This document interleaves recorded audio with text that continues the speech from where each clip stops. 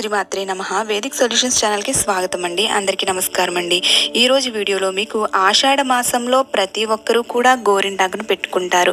ఆ విధంగా పెట్టుకునే గోరింటాకు యొక్క ఆవిర్భావం ఏ విధంగా జరిగింది, దాని వెనుక ఉన్న కథ, ఇంకా గోరింటాకు పెట్టుకోవడం వల్ల ఆరోగ్యపరంగా మనకు కలిగే లాభాలను ఈరోజు వీడియోలో తెలుసుకుందాం. ఈ వీడియో చివరి వరకు చూడండి. మన ఛానల్ సబ్స్క్రైబ్ చేసుకుని వారు సబ్స్క్రైబ్ చేసుకోండి. పక్కనే ఉన్న గంట సింబల్ని క్లిక్ చేయండి. గోరింటాకు యొక్క అసలు పేరు గౌరీ ఇంట ఆకు. హిమవంతుని కుమార్తెగా జన్మించిన గౌరీదేవి తన చెలులతో ఒక వనంలో ఆడుకునే సమయంలో ఆమె రజస్వల అవుతుంది. ఆ రక్తపు చుక్క నేలను తాకిన వెంటనే ఒక మొక్క అనేది భూమి నుండి పుడుతుంది. ఈ వింతను చూసిన చెలులు ఈ విషయాన్ని పర్వతరాజుకు చెప్పగా ఆయన సతీ సమేతంగా అక్కడికి వస్తాడు. అప్పుడు ఆ గోరింటాకు చెట్టు పెరిగి పెద్దదైందట.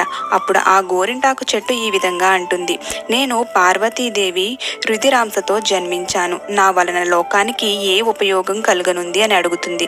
అప్పుడు పార్వతీదేవి చిన్నతనపు చపలతతో ఆ చెట్టు ఆకులను కోస్తుంది. అప్పుడు పార్వతీదేవి చేతులు వ్రేళ్లు ఎర్రబారాయట.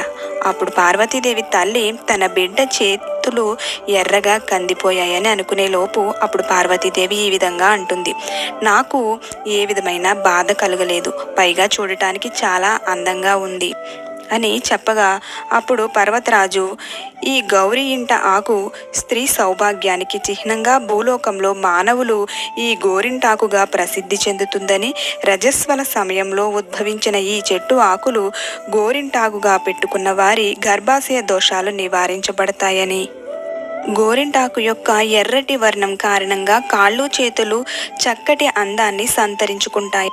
ఆ విధంగా ఆ గోరింటాకు జన్మించడానికి కారణమైనటువంటి గౌరీదేవితో సహా అందరూ కూడా ఆ గోరింటాకును మెత్తగా నూరి ఆ గోరింటాకును కాళ్లకు చేతులకు చక్కగా అలంకరించుకున్నారట. ఆ సమయంలో కుంకుమకు సందేహం కలిగింది, నుదుటిన కూడా ఈ ఆకు వలన బొట్టు పెట్టుకుంటారేమో అని. అప్పుడు అదే సందేహాన్ని పార్వతీమాతను అడిగింది కుంకుమ. అప్పుడు పార్వతీదేవి ఈ విధంగా చెబుతుంది, గోరింటాకు నుదుటిన పండదు కాబట్టి నీ ప్రాధాన్యత ఎప్పటికీ తగ్గదు అని పార్వతీదేవి కుంకుమకు సమాధానమిచ్చారు.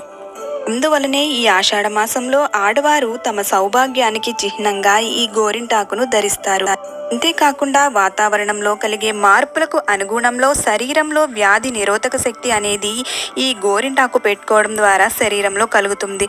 అంతేకాకుండా శరీరంలో వచ్చే అధిక ఉష్ణాన్ని తగ్గిస్తుంది.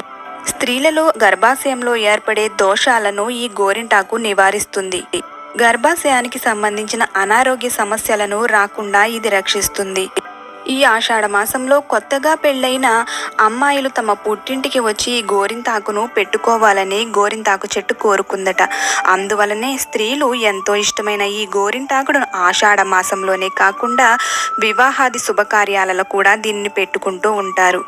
తెలుసుకున్నారు కదండి, అందాన్ని, ఆరోగ్యాన్ని, ఇంకా సౌభాగ్యాన్ని కలుగచేసే గోరింటాకు యొక్క విశేషాలను. ఈ వీడియో మీకు నచ్చినట్లయితే లైక్ చేయండి, మీ ఫ్రెండ్స్ అండ్ రిలేటివ్స్కి షేర్ చేయండి, మన ఛానల్ సబ్స్క్రైబ్ చేసుకోండి. లోకా సమస్త సుఖినో భవంతు.